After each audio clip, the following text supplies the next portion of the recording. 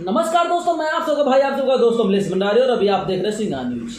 दोस्तों बता दें कि सैड सॉन्ग के मास्टर सिंगर कहे जाने वाले राहुल राजधानी जो वर्षों से भोजपुरी इंडस्ट्रीज में अपनी आवाज़ से अपनी गायकी से एक गजब का जादू बिखेरे हुए हैं, उनका एक शानदार सैड सॉन्ग रिलीज हो चुका है।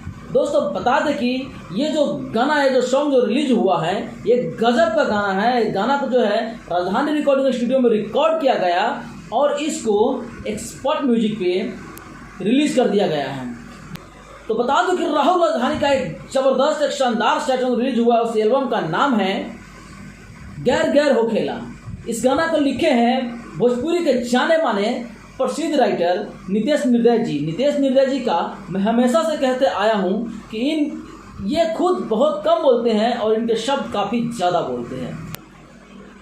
तो राहुल राजधानी के जितने भी फैन हैं उन सब से आग्रह करता हूँ कि आप लोग एक बार एक्सपर्ट म्यूजिक पे जाएं और ये राहुल राजधानी का जो एल्बम आया है गैर गैर हो खेला, जिसको लिखे हैं नितेश निर्दय ने और ये एक्सपर्ट म्यूजिक पे रिलीज कर दिया गया है, आप लोग इस गाना को मिलियन व्यूज बनाने में मदद करें और इतना शेयर करें कि 1 से 2 दिन में काफ़ी ज़्यादा एक व्यूज का प्राण हो जाए।